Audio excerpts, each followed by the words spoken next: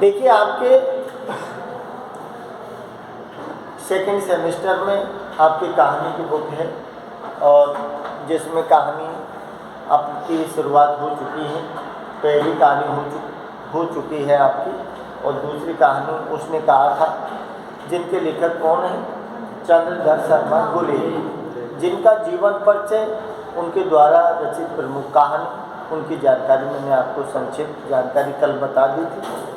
ठीक है, तो जैसे लिखा है कि चंद्रधर शर्मा गुलेरी, कहाँ से दिखाए हैं? गुलेरी शब्द लगा है इनके पीछे। तो गुलेरी, ये गुलेर नामक स्थान से जुड़े हुए हैं, जो कि कांगड़ा जिला हिमाचल प्रदेश में है। लेकिन इनके पिताजी आजीविका कमाने कहाँ आ गए थे? जयपुर। और जयपुर आके बस गए, यहीं जन्म हुआ। तो अजमेर में कॉलेज पढ़े हैं, वहीं अध्यापक रहे हैं। उसके बाद ये बनारस हिंदू यूनिवर्सिटी मदन मोहन मालवीय जी के आमंत्रण पर चले गए हैं। उसके बाद में फिर उन्होंने कुछ कहानियाँ जो लिखी हैं, जिसमें फ्लैशबैक पद्धति में लिखी है। उसने कहा था 1915 में, एक बुद्धू का कांटा है, एक सुख में जीवन है। तो ये 3 कहानी जो है ना, इन्हीं के दम पर ये अमर हो गए हैं। तो ये सारी जानकारी मैंने बता दी थी। तो बात चल रही थी अपने उसने कहा था। तो उसने कहा था चंद्रधर शर्मा गुलेरी के द्वारा रचित एक अच्छी कहानी है, जिनकी वजह से उनकी कीर्ति आधार का एक स्तंभ भी कहा जा सकता है इसको। तो जैसे मैंने कहा था कि ये कहानी कहाँ से शुरू होती है?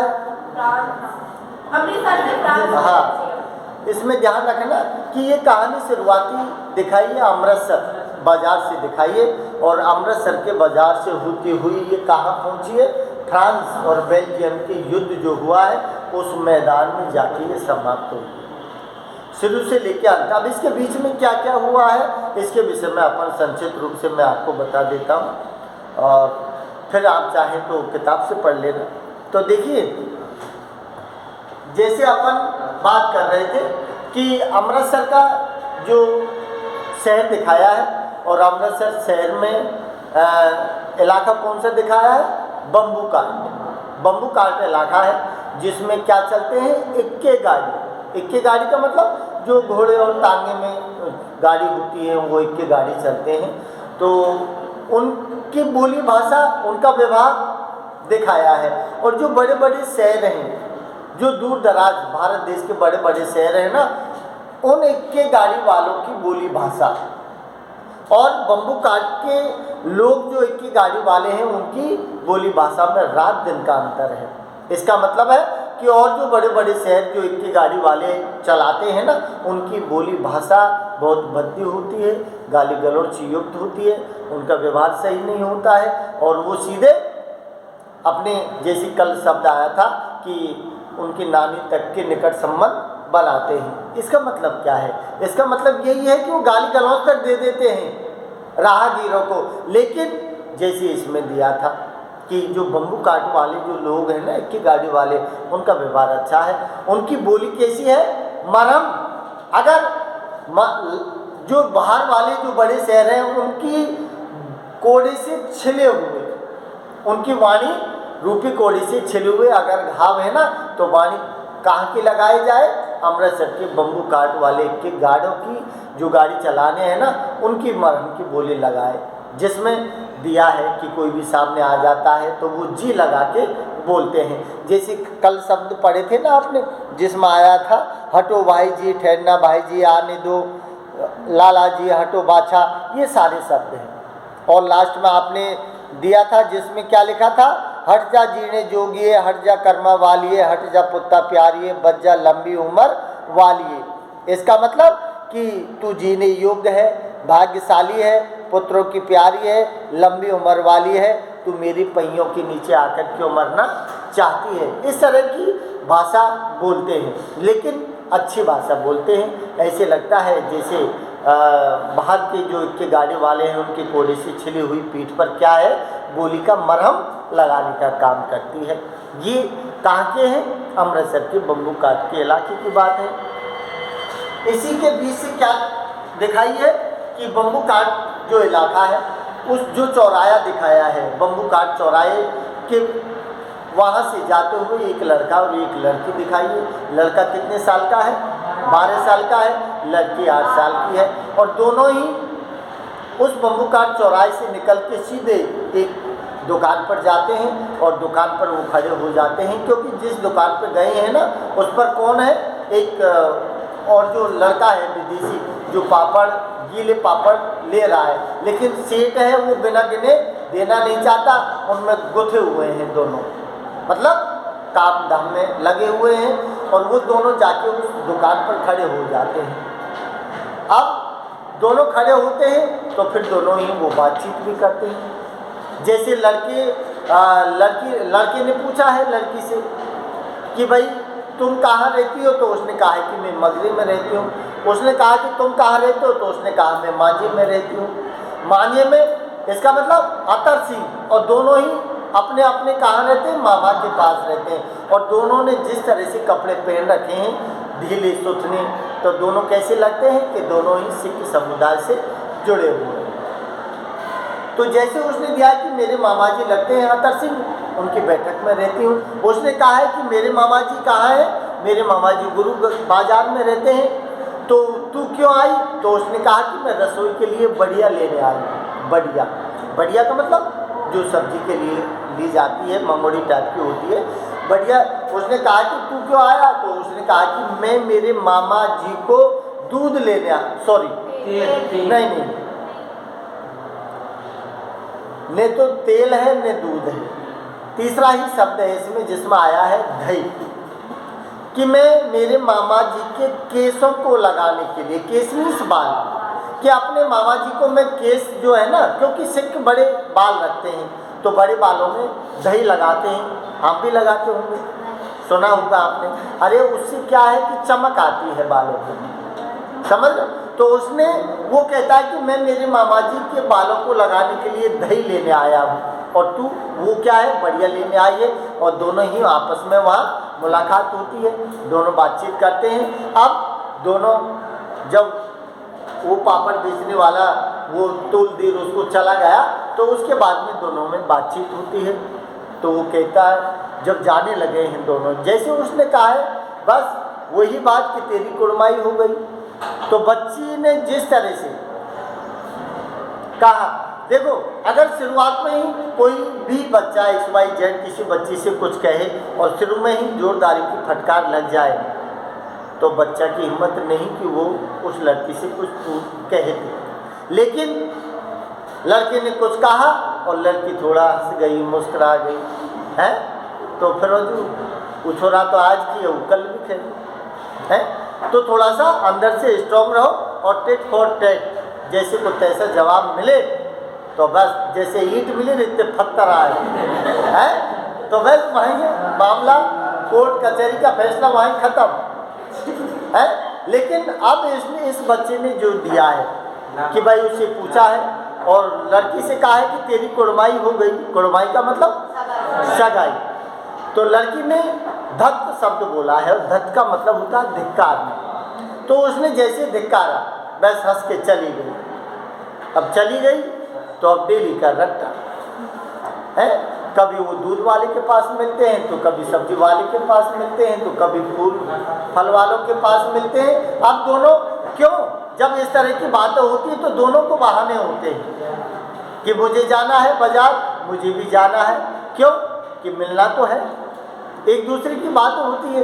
तो डेली का यही काम धाम, और डेली जब बेचते हैं तो बात वही थी कि तेरी कुड़माई हो गई।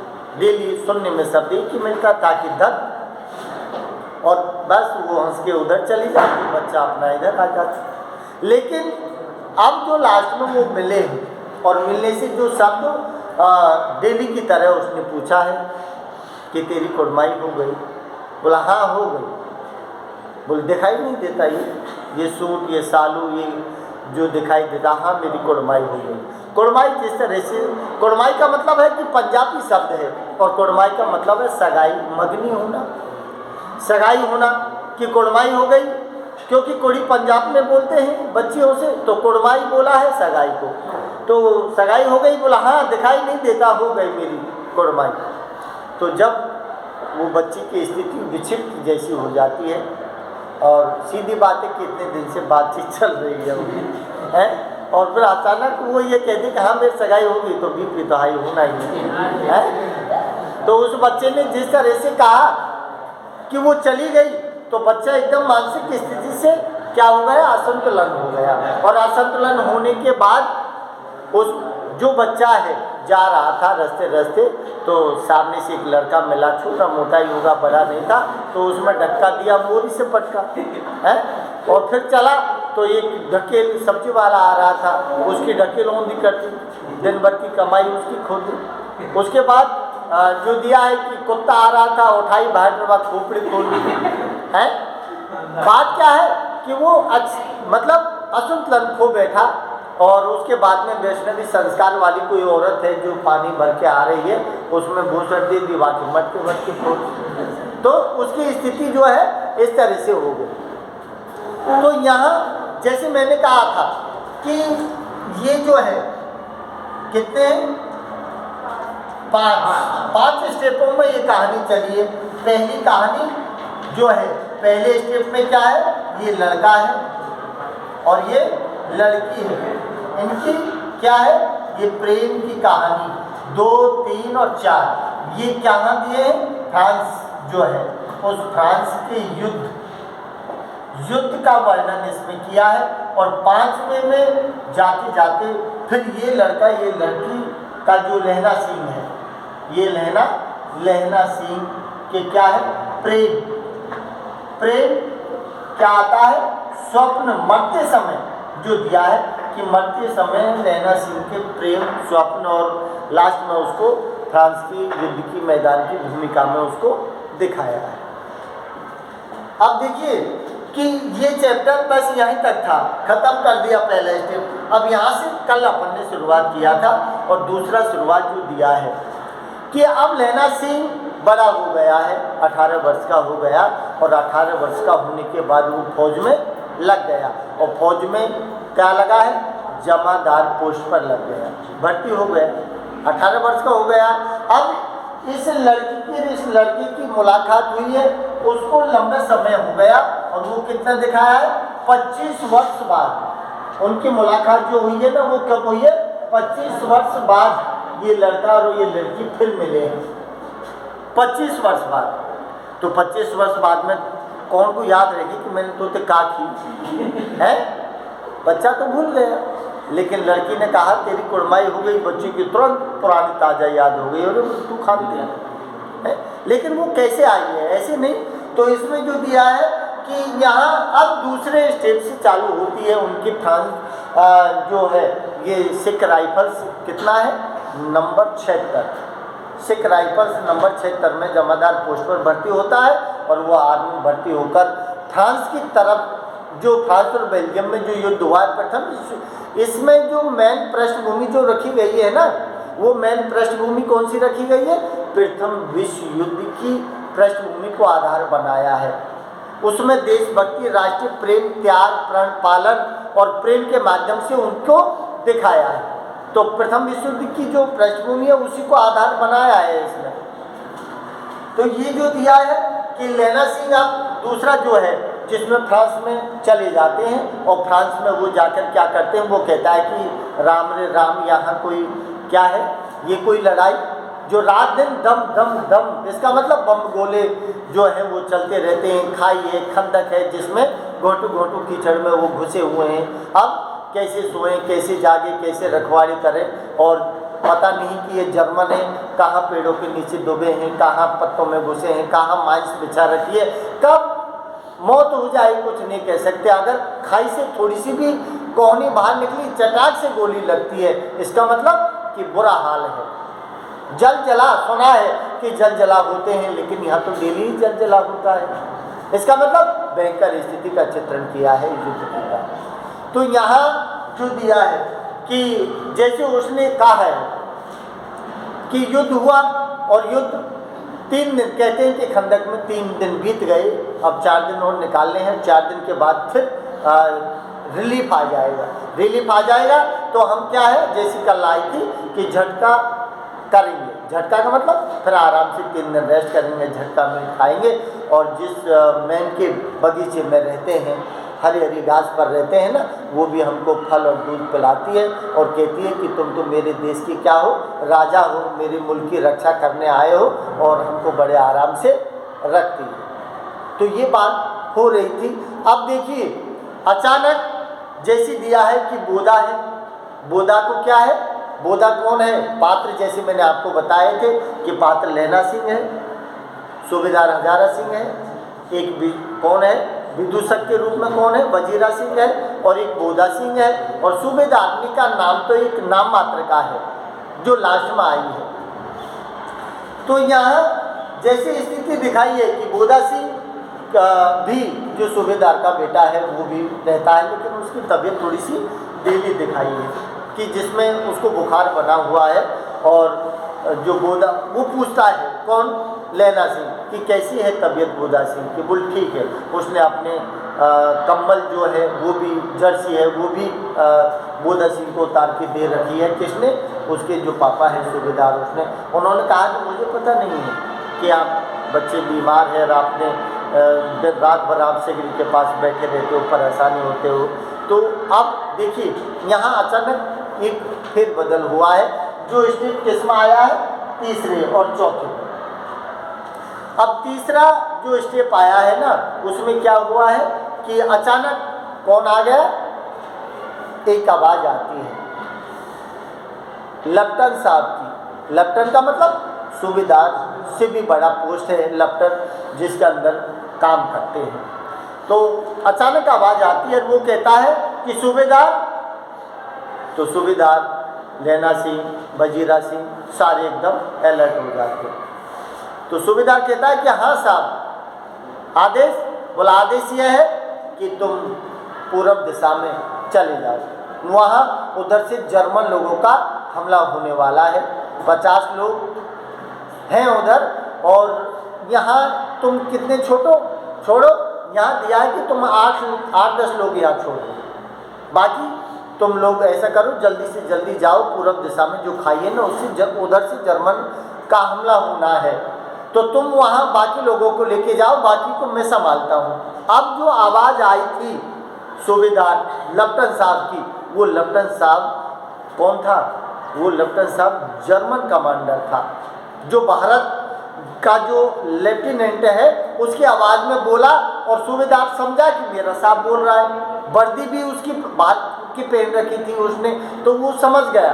तो उसने बोला और उसने कहा कि साहब, तो लैना सिंह से सूबेदार कहता है, सूबेदार ये कहता है कि लैना सिंह गजब हो गया, इधर से जर्मन का हमला होना है, साहब ने बोला है कि मुझे खाई के पास जाना है, तो बोले ऐसा करो जितने आदमी है ना सबको लेके तुम निकल जाओ, 2 खेत दूर है वो, और फिर 2-3 घुमाव है, उसके बाद तो वहाँ पहुँच जाना और मैं यहाँ संभाल लेता हूँ। लैना सिंह ने कहा, बोल तुम अकेले, और बोधा सिंह तबीयत खराब, अरे बोल तुम टेंशन छोड़ो, बोधा सिंह मेरे पास है, मैं हूँ, देखभाल मैं करूँगा, आप तो आदमियों को लेके चले जाओ। तो यहाँ ये आराम से वो तो उधर चला जाता है, और ये फिर क्या करता है, लैना सिंह माँ जो खाई है ना उस पर खड़ा होकर पहरेदारी करता है। उनके जाने के तुरंत बाद जो लेफ्टिनेंट साहब था, उस लेफ्टिनेंट साहब ने क्या है, एक सिगरेट जलाई। सिगरेट जलाने के बाद उसको पता नहीं कि लैना सिंह पंजाबी है, सिगरेट पीता नहीं है, क्योंकि लेफ्टिनेंट साहब, पहली बात तो लैना सिंह ये कहता है कि मेरे लेफ्टिनेंट साहब सिगरेट नहीं पीते, सिगरेट पीते हैं तो मुझे नहीं दे सकते। अब यहाँ डाउट हुआ है उसको, तो सिगरेट जलाई और उसने सिगरेट जला के कहा कि तुम नहीं लोगे, तो लैना सिंह ने कहा हाँ जी क्यों नहीं लेंगे। अब डाउट हो जाता है लैना सिंह को कि ये लेफ्टिनेंट साहब भर्ती भारत देश की है, आवाज़ भी ऐसी है, तो फिर अंधेरा है, एकदम जंगल है, अंधेरा है, दिखाई दे नहीं रहा है। तो उन्होंने कहा, अब बात घुमा गया लैना सिंह समझ गया तुरंत, बोल मामला गड़बड़ हो गया, इधर मैं मारा जाऊंगा और इधर सूबेदार मारा जाएगा। तो उसने कहा कि साहब मैं सिगरेट नहीं पीता। अब बात घुमाई लैना सिंह ने, क्यों साहब, बोल हम गई साल कहाँ गए थे, बोल जगाधरी, पंजाब में है जगाधरी का किला, उसमें शिकार करने गए थे। वहाँ अपन को नील गाय मिली थी। नील गाय के कितने लंबे लंबे सींग होते हैं, 2 फुट 4-4 इंच के। मतलब बात घुमाई है लेना सिंह ने, क्योंकि उसको उलझा दिया और वो बातों से परखना चाहता है कि वास्तव में ये लेफ्टिनेंट साहब है या नहीं है। तो पहली बात तो नील गायों के 2-2 फुट के सींग नहीं होते हैं, वो समझ गया तुरंत। और वो खान साहब बोले जब अपन आ रहे थे तो खान साहब मंदिर में उतरे थे, मूर्तियों पे पानी चढ़ाया था। हाँ बोले यार चढ़ाया था। और बोले उसके नील गाय के सिर को भी काट कर मैं साथ ले आया था। अरे वो समझ गया पूरी की पूरी राम कहानी। अरे क्योंकि खान साहब मुसलमान है, मूर्तियों पे पानी नहीं चढ़ाएगा। जो नील गाय है उसके 2-2 फुट के सींग होते ही नहीं है, होश कहाँ है, उसको कहाँ बात कर रहा है। तो वो तुरंत कौन समझ गया, लेना सिंह समझ गया। बोल ये फोर्जरी लेफ्टिनेंट है, इसीलिए उसने क्या किया, बोल ठीक है साहब तुम बैठो मैं अंदर जाता हूँ। तो अंदर जब गया तो जब तक वो क्या करता है लेफ्टिनेंट 3 गोले निकालता है जेब से और तीनों गोलों को जो खंदक है उस खंदक में 3 जगह डाल देता है। और उनमें से एक सूत की जो सूतली है वो निके और उस जो सिगार है सीढ़ी उसके पास में उसको लगा देता है। उसका मतलब था कि इस खंदक में जो है भारतीय लोग उनको उड़ाने का मकसद था उनको। तो जैसे ही वो निकला लेना सिंह आया तो लेना सिंह को दिखाई दे गया कि लेफ्टिनेंट जो लेफ्टिनेंट साहब है वो क्या कर रहे हैं। तो उसने देखा कि ये क्या मांग रहा है, बोल ये क्या मांग रहा है। तो उसने देखा, बोल ठीक है। वो तुरंत क्या किया कि दिया सलाई लेके आया। वो समझ गया उसके जो बाल बोला हमारे लेफ्टिनेंट जो था उसके बाल बड़े थे, रात में कहाँ कटवा लिए साहब ने, है रात में क्या कोई पकड़ा ना हो, फिर मार दिया है, तो ऐसा तो हो नहीं सकता। तो वो सीधा बंदूक लेके आया था लेना सिंह। लेना सिंह समझ गया, लेना सिंह ने पकड़ दुनाली और सीधी मारी। वैसे नहीं मारी उसने, वैसे मारी, सब छूट गया हाथ में थे अस्थि पंजर और सीधा गौरदम में बेहोश हो गए। बेहोश हो गया वो तुरंत खंदक में घुसा लेना सिंह और तीनों बम निकाल के दूर फेंके। उसके बाद में फिर उस लेफ्टिनेंट साहब के पास आया और कहा बोलो जी लेफ्टिनेंट साहब क्या हाल है, क्योंकि वो तो बेहोश हो चुका था। लेकिन उसके लेफ्टिनेंट साहब की जो जेब में कुछ डायरी कुछ चीज़ें थी वो निकाल के अपनी जेब के हवाले कर ली थी लेना सिंह ने। लेकिन गलती एक कर दी लेना सिंह ने कि उसके आंख में जो राइफल्स लगी हुई थी ना वो नहीं देख पाया कि लेना सिंह उसके अंदर राइफल्स लगी हुई थी। उसको उसने नहीं टटोला, उसने जेब टटोली, सामान लिया और अपनी जेब में रख लिया।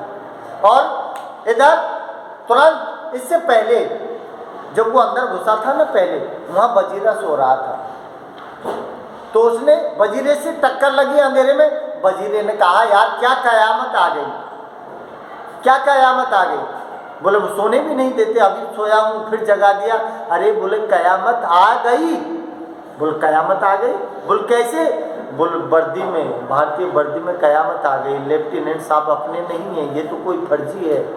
बोल कयामत आ गई। बोला अब क्या होगा, बोला अब मारे जाएंगे। बोला हम भी तुम भी और उधर सूबेदार भी। क्यों, उधर से सूबेदार को घेरेगा, उधर से उसने कंपनी सेट कर ली और इधर अपन को उड़ाने वाला है। बोला ऐसा कर, बोल तू तो ऐसा कर, बोल सीधा जो पैरों के निशान है ना उनको देखते देखते जा और सूबेदार के पीछे भाग जा।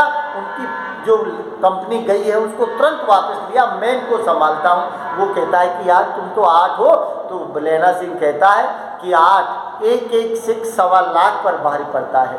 एक सिक्क की कीमत कितनी है, 1.25 लाख। तो 8 जो है ना हम 10 लाख हैं, 10 लाख से कम नहीं है हम, 8 ही हम 10 लाख है। तुम चिंता मत करो, तुम तो जाओ। और वो तुरंत वजीरा को भगा देता है। वजीरा उधर से उनको लाता है।